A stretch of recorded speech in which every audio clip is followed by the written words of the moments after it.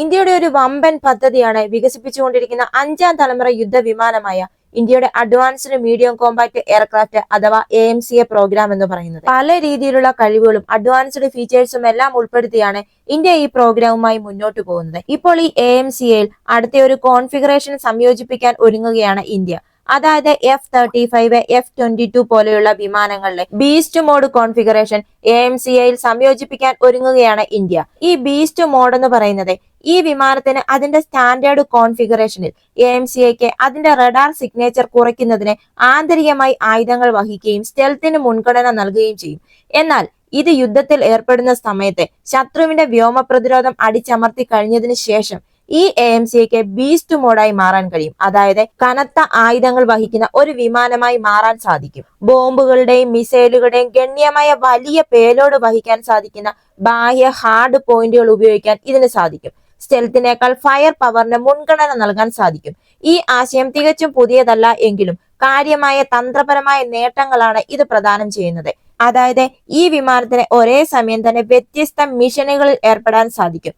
ആഴത്തിലുള്ള നുഴഞ്ഞുകയറ്റ സ്ട്രൈക്കുകൾ മുതൽ close air support വരെയുള്ള വിശാലമായ റോളുകളിൽ AMCAക്ക് ഏർപ്പെടാൻ സാധിക്കും. അതായത് ശത്രുവിന്റെ വ്യോമ പ്രതിരോധം നിർവീര്യമാകുകയും രഹസ്യ സ്വഭാവം കുറയുകയും ചെയ്യുന്ന സാഹചര്യങ്ങൾക്ക് ഈ ബീസ്റ്റ് മോഡ് പ്രത്യേകിച്ചും അനുയോജ്യമാണ്.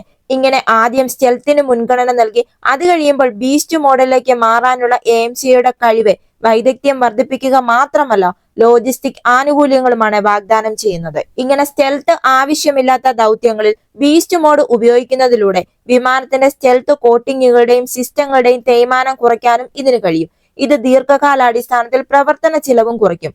AMCAയുടെ ബീസ്റ്റ് മോഡ് മറ്റ് അഞ്ചാം തലമുറ പോരാളികളായ F-35, F-22 റാപ്റ്റർ എന്നിവയിൽ കാണുന്ന സമാന കോൺഫിഗറേഷനുകളിൽ നിന്ന് പ്രചോദനം ഉൾക്കൊള്ളുന്നതാണ്. ഇങ്ങനെ ഈ ഡ്യുവൽ കോൺഫിഗറേഷന്റെ സമീപനം സ്റ്റെൽത്ത് ടെക്നോളജിയും പരമ്പരാഗത ഉയർന്ന പേലോഡ് ദൗത്യങ്ങളും തമ്മിലുള്ള വിടവ് ഫലപ്രദമായി നികത്തുന്നതിലൂടെ ഇന്ത്യയുടെ വ്യോമാതിർത്തി സംരക്ഷിക്കുന്നതിനും വരും വർഷങ്ങളിൽ അതിന്റെ എയർ പവർ പ്രൊജക്ട് ചെയ്യുന്നതിനും നിർണായക പങ്കുവഹിക്കാൻ AMCAക്ക് സാധിക്കും. ഇന്ത്യയുടെ ഈ അഞ്ചാം തലമുറ യുദ്ധവിമാന പ്രോഗ്രാം വികസന ഘട്ടത്തിലാണ്.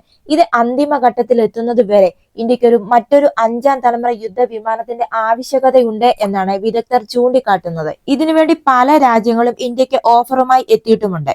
റഷ്യ ഇപ്പോൾ പറഞ്ഞിരിക്കുന്നത് റഷ്യയുടെ Su-57 ഇന്ത്യക്ക് പറ്റിയ നല്ലൊരു യുദ്ധവിമാനമാണെന്നും F-35നേക്കാൾ മികച്ച ഫീച്ചേഴ്സ് ആണ് ഇതിലുണ്ട് എന്നുമാണ്.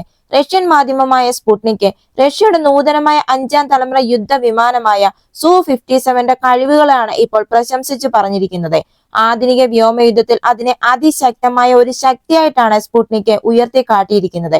സ്പുട്നിക്കിന്റെ അഭിപ്രായത്തിൽ 15 വർഷം മുമ്പ് കന്നിപ്പറക്കൽ ആഘോഷിച്ച Su-57 ഒരു മത്സരം മാത്രമല്ല, അതിന്റെ അന്താരാഷ്ട്ര എതിരാളികളെക്കാൾ തികച്ചും മികച്ചതാണ് എന്നാണ് പറയുന്നത്.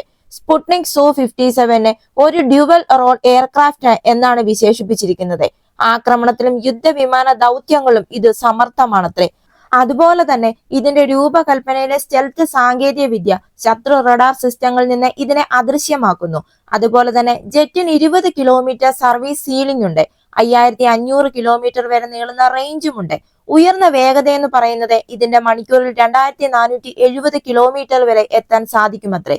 ഇത് അതിന്റെ ക്ലാസ്സിലെ ഏറ്റവും വേഗതയേറിയ ഒന്നാണ്. അതുപോലെ തന്നെ Su-57ന്റെ ആയുധമാണ് സ്പുട്നിക് എടുത്തു കാണിച്ച ശ്രദ്ധേയമായ സവിശേഷതകളിൽ ഒന്ന്.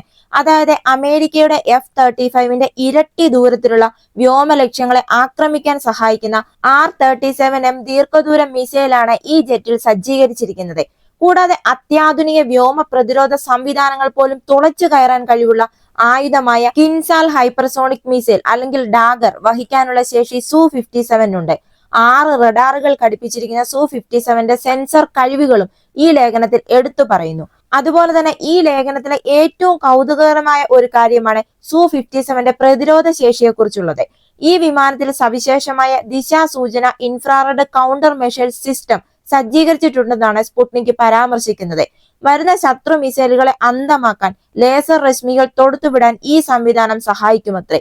ഇത് ഭീഷണികൾക്കെതിരെ ഒരു അധിക പ്രതിരോധമാണ് നൽകുന്നത്.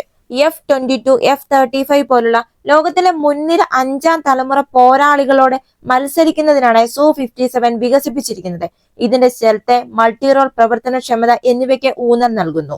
ഈ വിമാനത്തിന്റെ കഴിവുകൾ സ്പുട്നിക് വിവരിച്ചതുപോലെ പ്രവർത്തന പരിതസ്ഥിതിയിൽ പൂർണ്ണമായി സാക്ഷാത്കരിക്കപ്പെട്ടാൽ ഇതിനെ ഒരു 5ാം തലമുറ പോരാളി എന്ന് വിളിക്കാം. ഈ സ്പുട്നിക്കിന്റെ വിവരണത്തിൽ F-35നേക്കാൾ മികച്ച ഒരു പോരാളിയായിട്ടാണ് Su-57നെ കാണിച്ചിരിക്കുന്നത്. അതുകൊണ്ട് തന്നെ ഇന്ത്യക്ക് ഒരു നല്ല ഓപ്ഷനായി Su-57നെ തിരഞ്ഞെടുക്കാം എന്നാണ് ഈ മാധ്യമം പറയുന്നത്.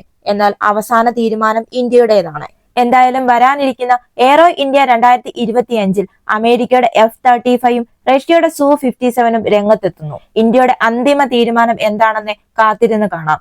ഈ വീഡിയോ നിങ്ങൾക്ക് ഇഷ്ടമായെങ്കിൽ മറക്കാതെ തന്നെ ഈ ചാനൽ ഒന്ന് സബ്സ്ക്രൈബ് ചെയ്യുക, ഒരു ലൈക്ക് തരിക. അടുത്ത വീഡിയോയുമായി വീണ്ടും കാണാം.